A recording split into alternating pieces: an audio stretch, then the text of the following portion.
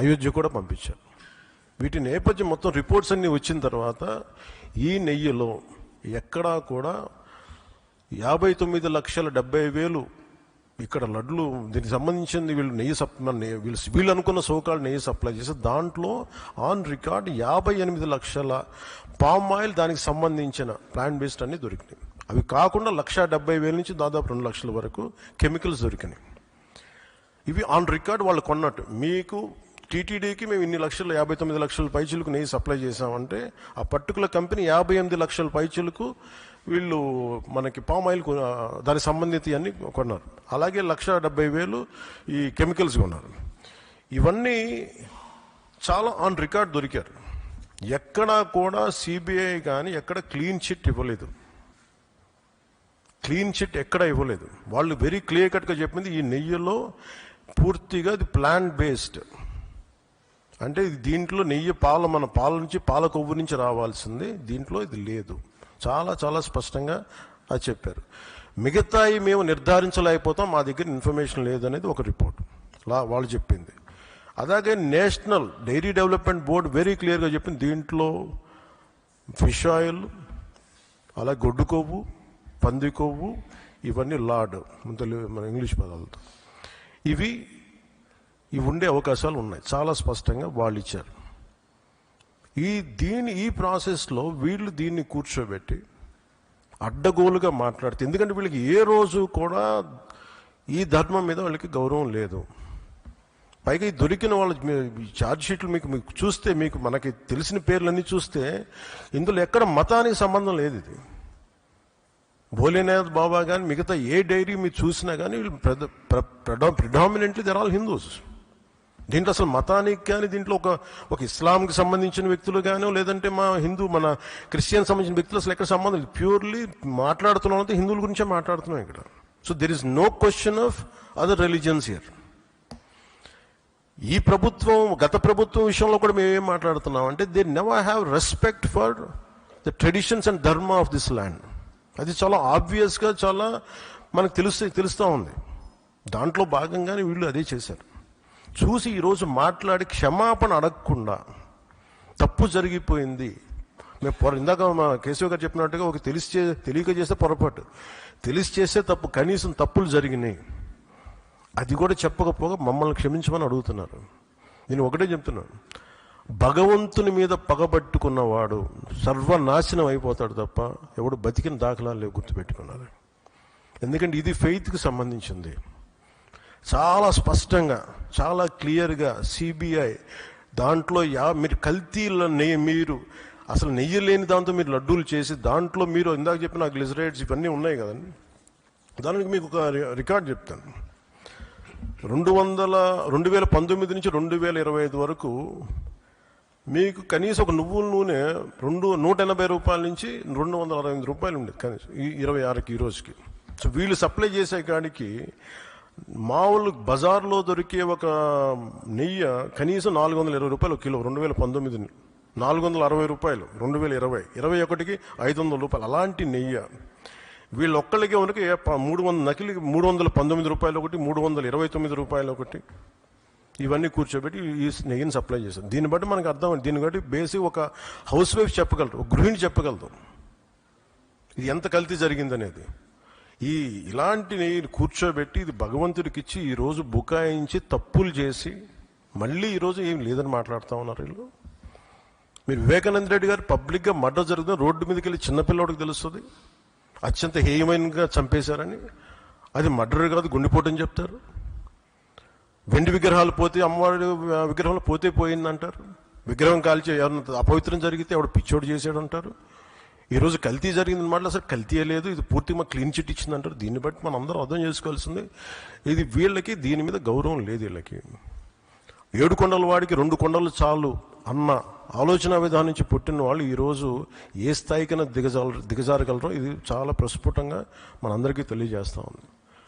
ఇది we are very very clear about protecting the traditional Hindu values, dharmic values. We are very clear about it. మేము చాలా చాలా స్పష్టంగా ఉన్నాం. మేము ఇక్కడ కల్తీ జరిగింది అంటే వేరే మతాలు అనటం కానీ వేరే విశ్వాసాలను కించపరచడం కానీ ఎక్కడ లేదు. ఒక తప్పు జరిగింది, అడల్ట్రేషన్ జరిగింది, we are very clear about it. దీని వెనకడిగే వేసే లేవు, చాలా పొరపాట్లు జరిగినాయి. ఇది రిపీటెడ్ పొరపాట్లు కాస్త వీళ్ళని చూస్తే 2022లోనే వీళ్ళకి తెలియజేశారు. వీళ్ళకి ఇక్కడ కల్తీ జరిగింది 2022 రిపోర్ట్ ఇస్తే నేను క్యాబినెట్లో మాట్లాడుతూ ఉంటే దాన్ని తొక్కేశారు. దాని గురించి బయటకు తీసుకురాలా అంటే మీకు తెలిసే చేశారు. వీళ్ళని 2022లో మీకు కల్తీ జరిగిందని రిపోర్ట్ అప్పుడు వాళ్ళకి ల్యాబ్ టెస్ట్ వాళ్ళు పంపిస్తే అప్పుడున్న టీటీడీ చైర్మన్ కానీ వీళ్ళు కానీ వాళ్ళు 100% తొక్కి పెట్టేశారు. దాన్ని బయటకు తీసుకురాలా. దాన్ని బేస్ చేసుకొని మళ్ళీ ఆల్రెడీ 22లో జరిగింది కదా, దాని గురించి సమాధానాలు లేవు. ఇవన్నీ తెలిసి కూడా మీరు అయోధ్యకి కల్తీ లడ్డులు పంపించారు. మీరు ఇది విశ్వాసాల మీద మీరు కొడుతున్న దెబ్బేది. మీ ఆలోచన ఏంటి అది అనేది మీరు తెలుసుకోవాలి. అందుకే మీరు భగవంతుని మీద పగ పెట్టుకున్నవాడు ఎవడైనా సరే, 7 కొండల వాడి మీద పగ పెట్టుకున్నాడు ఎవరైనా సరే మట్టి కరిచిపోతారు తప్ప, మీరు ఇలా బుకాయించుకొని చేసిన తప్పులు క్షమాపణ వేడుకోండి తప్ప మీరు కూర్చోబెట్టి మేము క్షమాపణ, మీరు భగవంతుడికి మీరు క్షమాపణ చెప్పాలి, 7 కొండల వాడికి మీరు క్షమాపణ చెప్పాలి. ఈరోజు మీరు మాట్లాడుతుంది ఈ రోజుతో ఆగదు. ఇది ఐ విల్ మేక్ షూర్, మా కూటమి will make sure that you will be liable everyone, ప్రతి ఒక్కరు కూడా. ఎంత టైం పడద్దు, ఏం టైం పడద్దు అనేది సిబిఐ ఫర్దర్ రిపోర్ట్ రావాలి, అది కేసులోకి మన కోర్టులకు వెళ్ళాలి. అన్నీ అయిన తర్వాత ప్రతి ఇది అయితే మేము 100% దీన్ని వదలం. ఖచ్చితంగా ఈ దోషులను ఎవరైతే ఉన్నారో మేము క్షమాపణ చెప్పడం కాదు, మీరు భగవంతుడికి మోకరిల్లే వరకు యుద్ధం సాగొద్దు. గౌరవ ముఖ్యమంత్రి గారు మాట్లాడుతున్నారు.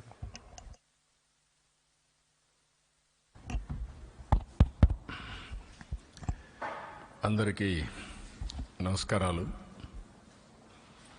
ఇప్పుడే కేశవ్ గారు వాస్తవాలన్నీ కూడా డాక్యుమెంటరీ ఎవిడెన్స్ సహా వారు ఎక్స్ప్లెయిన్ చేశారు. అదే మరి మాధవ్ గారు డిప్యూటీ సీఎం గారు మాట్లాడబడి చాలా స్పష్టంగా డీటెయిల్స్ అని చెప్పారు.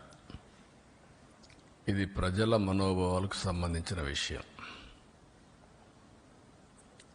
ఈరోజు ఒకసారి ఆలోచిస్తే నాకు వెంకటేశ్వర స్వామితో ఒక విధంగా మా ఇంటి కులదైవం.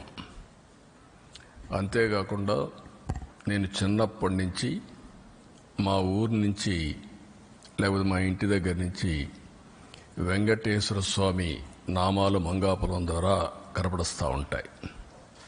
అది చూసినప్పుడంతా ఆ భక్తిభావం కానీ ఆయన యొక్క ప్రభావం రీఇన్ఫోర్స్ అవుతూ వచ్చేది.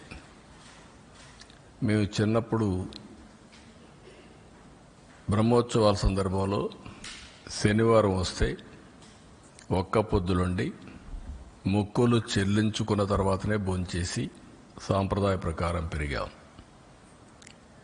ప్రతి సంవత్సరం పరీక్షలు రాసిన తర్వాత దేవుని దగ్గరికి నడిచిపోయి అక్కడి నుంచి మళ్ళీ నడిచి తిరుపతికి వచ్చేవాళ్ళం. ఈ దారిలో పోయి ఆ దారిలో వచ్చేవాళ్ళం. అలాంటిది ఇటీవల కాలంలో కొన్ని అపచారాలు జరిగే పరిస్థితి వచ్చింది.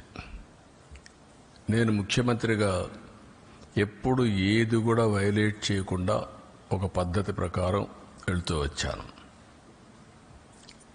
2003లో నా మీద హత్యా ప్రయత్నం జరిగింది. అది సాక్షాత్తు అలిపిరిలో. ఆ రోజు నేను ఒక పవిత్రమైన కార్యక్రమానికి శ్రీకారం చుట్టాను. అది ప్రాణదానం, కార్పస్ అభివృద్ధి చేయడానికి సిమ్స్లో ప్రారంభించి ఆ రోజే ఆనాటి చైర్మన్ టీటీడీ ఆదికేశులు గారు 1 కోటి రూపాయలు ఫస్ట్ విరాళమిస్తే దాన్ని అక్నాలెడ్జ్ చేసి అనౌన్స్ చేసి కొండపైకి పోయేటప్పుడు దగ్గర 23-24 క్లేమోర్ మైన్స్ నా మీద ప్రయోగించడం, కొన్ని క్లేమోర్ మైన్స్ వచ్చి నా కారు కొట్టడం. ఆ రోజు కూడా ఒక పవిత్రమైన రోజు అది.